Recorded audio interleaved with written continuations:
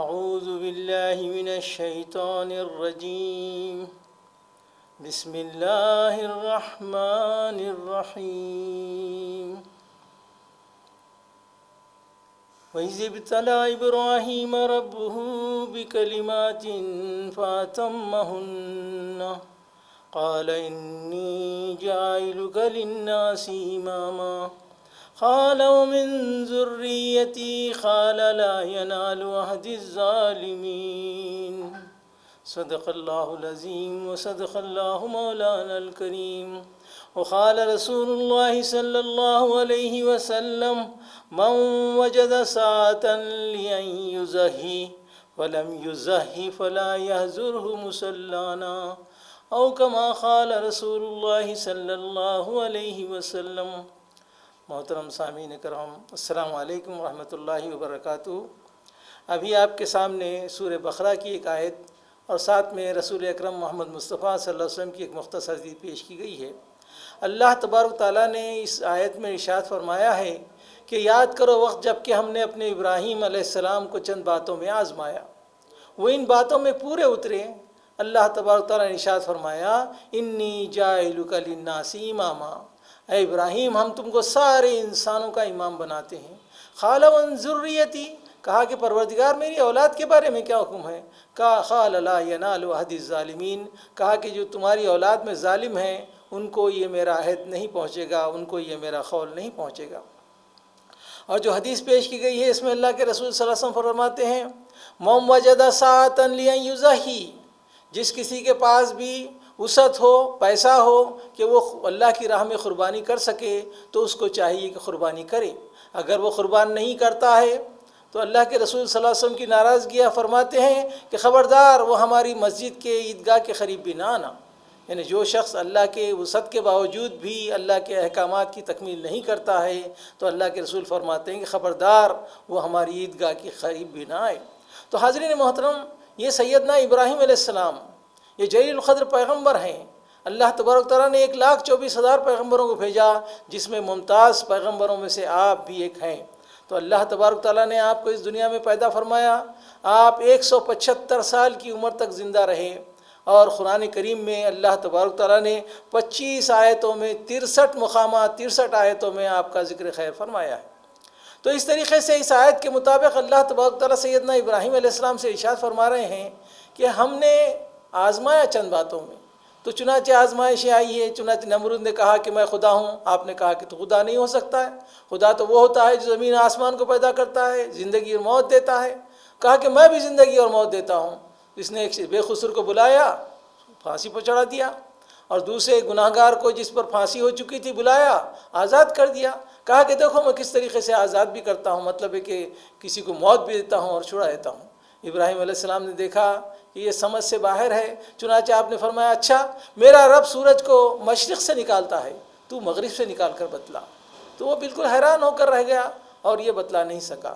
تو اس طریقے سے جب نمرود کو اس بات پر غصہ آیا کہ وہ ابراہیم علیہ السلام ان کو خدا نہیں مان رہے ہیں، تو اس نے یہ سزا دی کہ آگ دہکائی گئی، ایسی آگ کہ دور دور تک اس کی تپش جا رہی تھی، پرندے اوپر سے اڑ نہیں سکتے تھے، اتنی تپش تھی۔ اور ایک گوپن کے چمڑے میں رکھ کر کے، گائے کے چمڑے میں سی کر کے ان کو گوپن میں رکھا گیا، اور اس طریقے سے کہ جھٹکا دیا جائے تو سیدھا آگ میں جا کر گریں۔ اب اس وقت میں نمرود کہتا ہے کہ ابراہیم اگر تم کہو تو میں تمہیں بچا لوں، میں تمہارا خدا ہوں۔ کہا کہ نہیں، تو میرا خدا نہیں ہے اور تیرے بچانے کی مجھے ضرورت نہیں ہے۔ اس وقت میں جبریل امین بھی آیا اور انہوں نے کہا، اللہ کے حکم سے پوچھا، انہوں نے کہا ابراہیم اگر تم کہو تو میں تمہیں بچا دوں، ابھی ایک پنکھ مار دوں تو ساری آگ بجھ جائے۔ کہا کہ مجھے تمہاری ضرورت نہیں۔ کیا اللہ کا حکم ہے؟ کہا کہ نہیں، تم چاہو تو۔ کہا کہ نہیں، تمہاری ضرورت نہیں ہے، اللہ تبارک تعالیٰ جو چاہے گا میں اس پر جو ہے اللہ تبارک تعالیٰ کی مرضی پر ایمان لاتا ہوں، یقین رکھتا ہوں۔ چنانچہ جب نمرود نے حکم دیا آگ میں ڈالنے کا تو آپ کی گوپن کو جو ہلایا گیا اور زور سے اس کے بعد سے آگ پہ پھینکا گیا۔ جب اس وقت میں آگ میں پھینکا تو اللہ تبارک تعالیٰ نے ارشاد فرمایا قلنا یا نار کونی بردا وسلاما علی ابراہیم، ہم نے کہا کہ اے ابراہیم آگ ہمارے ابراہیم پر سلامتی کے ساتھ ٹھنڈی ہو جا۔ چنانچہ لوگ تو دیکھ رہے تھے کہ شعلے بھڑک رہے ہیں، لیکن اس نے کوئی غضب نہیں پہنچایا اور ابراہیم علیہ السلام اس میں سلامت رہے۔ اس کے بعد وہ اپنے بیوی اور بھتیجے کو لے کر وہاں سے نکلتے ہیں، کیونکہ آپ نے دیکھا کہ اس کے باوجود اتنی کھلی نشانی دیکھنے کے باوجود بھی لوگ ایمان نہیں لائے، تو آپ وہاں سے نکلے۔ قرآن کہتا ہے وَقَالَ إِنِّي ذَاهِبٌ إِلَىٰ رَبِّي سَيَهْدِينِ، میں اللہ کی طرف ہجرت کرتا ہوں، میرا رب مجھے ضرور جو ہے سیدھی راہ بتلائے گا۔ چنانچہ اس کے بعد لخدق صحراؤں میں پھرتے رہے، ہر طرف میں اللہ کے دین کی دعوت دیتے رہے، ایک خدا کو ماننے کی دعوت دیتے رہے، لیکن لوگ جو ہے آپ کی بات کو نہیں مانے، یہاں تک کہ سفر کرتے ہوئے مصر پہ چلے آئے، اور مصر کے اندر بھی جو ہے ان کی جو اہلیہ تھی بہت خوبصورت تھی۔ تورات میں لکھا ہے کہ آپ کی عمر، سارہ رضی اللہ تعالیٰ عنہ کی عمر اس وقت میں 17 سال تھی، بہت حسین، بہت خوبصورت تھی۔ بادشاہ اور اس کے اعیان سلطنت نے جب دیکھا تو بہت زیادہ جو ہے متاثر ہوئے، اور بادشاہ کی نیت بدل گئی۔ چنانچہ ان کو محل میں لایا گیا، انہوں نے کہا کہ مجھے نماز پڑھنے کا تھوڑا سا موقع دیا جائے، چنانچہ انہوں نے نماز پڑھنے کے لیے کھڑے رہے۔ بادشاہ مصر جو ہے فرعون نام تھا اس کا، اور اس نے جو ہے ہاتھ لگا کر کے ان کو چھونا چاہا، جیسے ہی ہاتھ آگے بڑھایا ہاتھ شل ہو گیا اور جو ہے وہ پریشان ہو گیا۔ چنانچہ جیسے نماز قسم کی، انہوں نے کہا کہ مجھ سے یہ میرا ہاتھ اس قسم سے ہو گیا ہے، تو آپ نے اللہ سے دعا کی، ہاتھ اچھا ہو گیا۔ تو اس طریقے سے 1 2 نہیں 3 مرتبہ ہوا، اور اس کے بعد میں سمجھ میں آ گیا اس کو کہ یہ کوئی معمولی ہستی نہیں ہے۔ جب معاملات لیے تو معلوم ہوا کہ یہ خدا کے پیغمبروں میں سے ہے، اور اس طریقے سے ان کی عظمت ان کے دل میں بیٹھی۔ چنانچہ انہوں نے حضرت بی بی سارہ کو بھیجا دیا، اور ساتھ میں بہت سے بھیڑ اونٹ بکریاں بھی ان کو دی۔ اتنا ہی نہیں بلکہ اپنی جو ہے شہزادی تھی اس کو بھی انہوں نے سارہ کی خدمت کے لیے دیا۔ حضرت سارہ رضی اللہ تعالیٰ عنہ اور اس طریقے سے ہاجرہ ان کی خدمت کے لیے تھے، لے کر کے نکلے، اور اس وقت میں حضرت سیدنا ابراہیم علیہ السلام کی عمر جو ہے 86 سال کی تھی۔ اس وقت میں انہوں نے اللہ سے دعا کی، ربی حب لی من الصالحین، اے پروردگار مجھے صالح اولاد عطا فرما۔ تو اللہ تبارک تعالیٰ نے آپ کو اولاد سے نوازا چاہا۔ چنانچہ حضرت بی بی سارہ نے کہا کہ تم حاجرہ سے نکاح کر لو، چنانچہ حضرت حاجرہ سے نکاح ہوا، اور انہی کے ذریعے سے حضرت سیدنا اسماعیل علیہ السلام پیدا ہوئے۔ اب دیکھیے، اب تیسری بڑی آزمائش شروع ہوتی ہے۔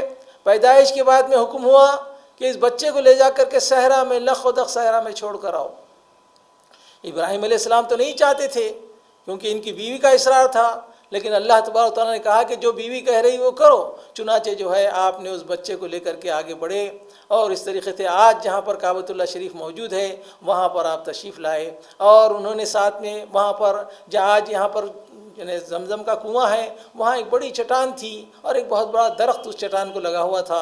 آپ نے اس درخت کے نیچے چٹان کے اوپر پہ اپنے بچے کو، اپنی بیوی کو چھوڑا، اور کھجور وہاں پر دیا آپ نے 1 مشکزہ بھر کے، اور 1 مشکزہ پانی دیا، اور اس طریقے سے بیوی بچوں کو چھوڑ کر کے واپس ہونے لگے۔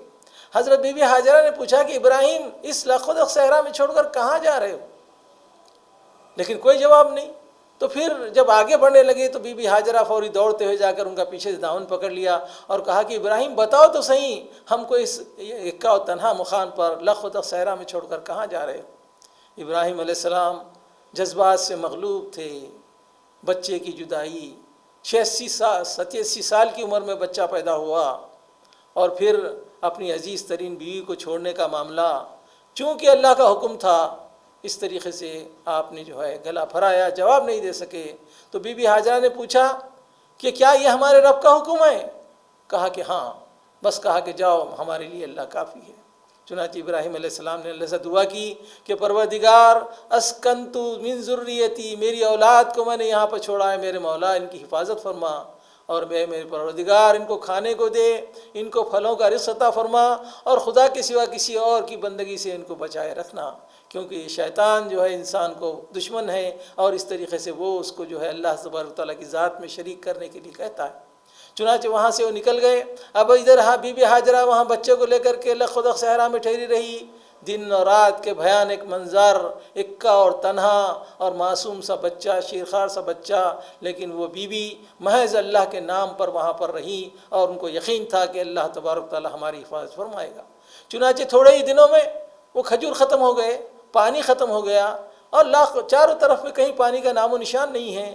پانی نہیں ملنے کی وجہ سے دودھ بھی ختم ہو گیا، اور اس طریقے سے آپ جو ہے بچے کے پانی کے لیے پریشان ہو کر کے سامنے ایک پہاڑی تھی، اس پہاڑی پر چڑھ گئی، اس کا نام صفا ہے۔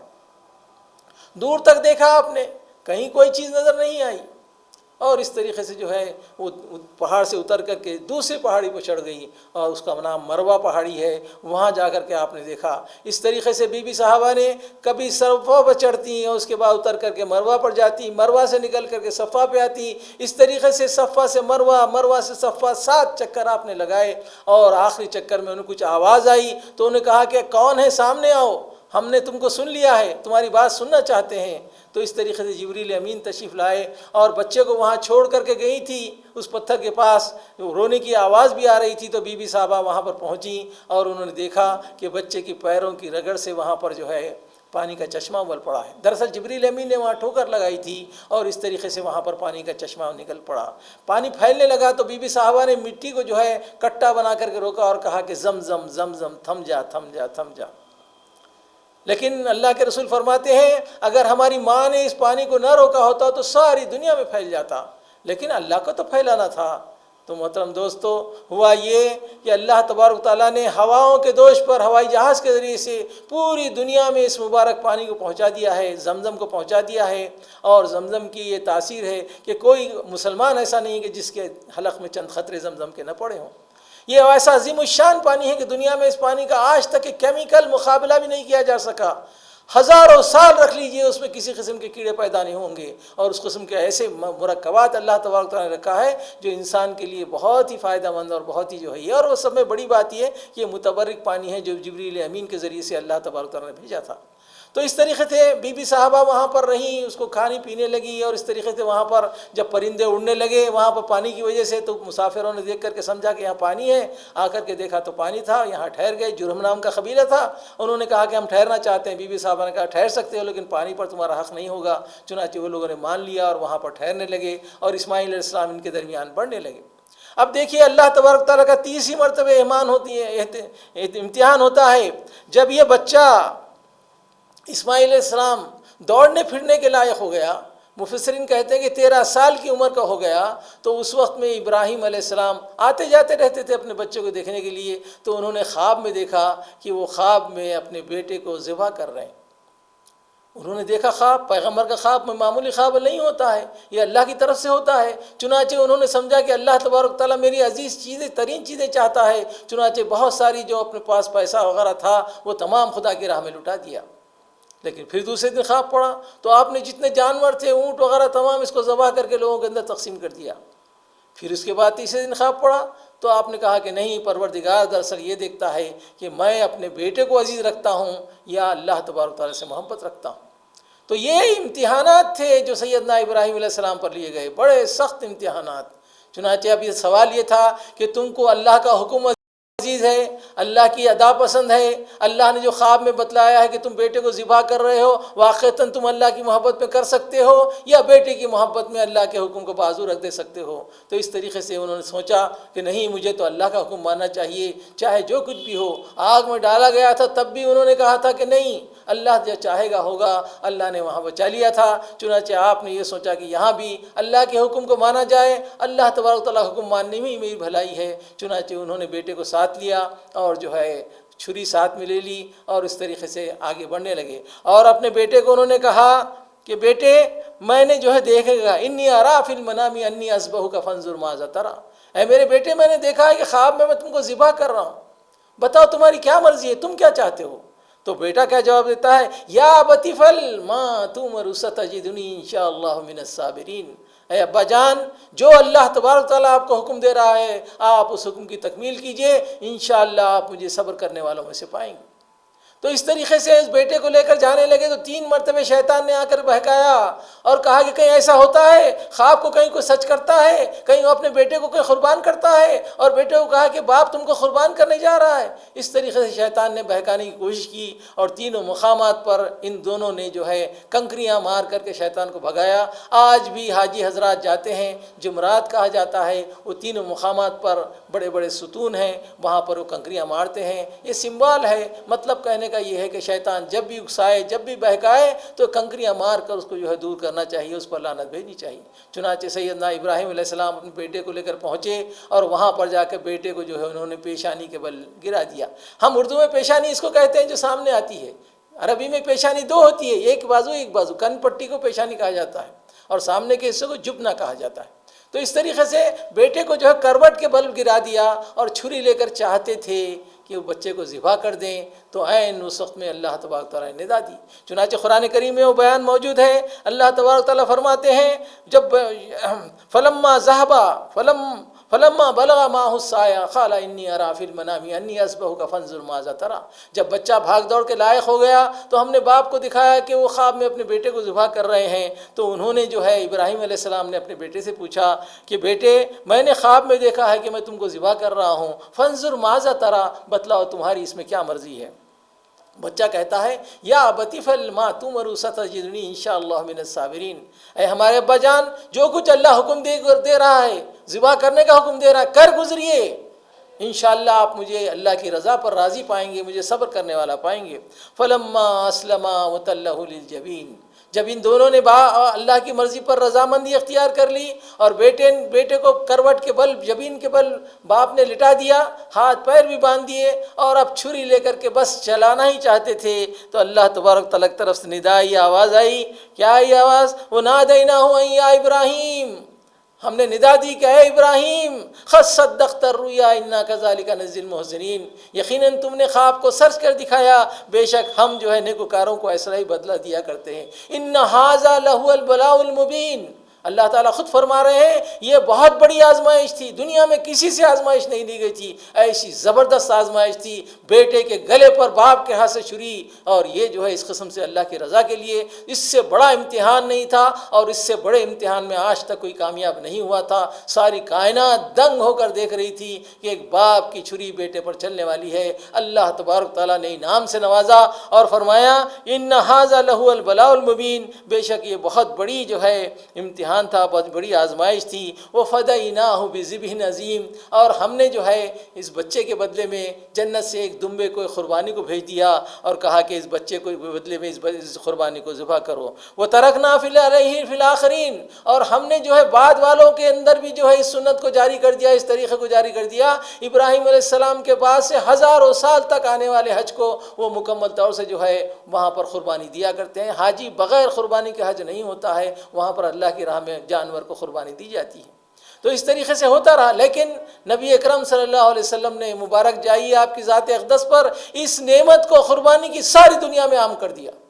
چنانچہ آپ ہجرت کر کے جب فرمائے گئے تو آپ یعنی نماز ادا کرنے کے لیے گاؤں سے باہر نکلے، مدینے سے باہر نکلے، سامنے حضرت بلال نیزہ لے کر چل رہے ہیں، پیچھے اللہ کے رسول صلی اللہ علیہ وسلم کے پیچھے چل رہے ہیں، اور پیچھے سارے مسلمان سب بسستہ تکبیر تحریمہ کہتے ہوئے اللہ اکبر لا الہ الا اللہ اللہ اکبر وللہ الحمد، یہ پڑھتے ہوئے اللہ تبارک تعالیٰ کے رسول میدان میں پہنچے۔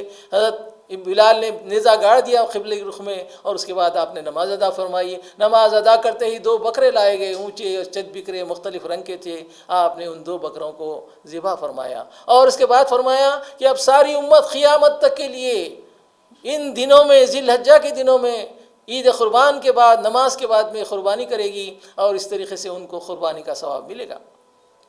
چنانچہ اس طریقے سے فرمایا جا رہا ہے، اللہ کے رسول صلی اللہ علیہ وسلم نے ارشاد فرمایا ما عمل ابن آدم من عمل یوم النہر احب الی اللہ من احرق الدم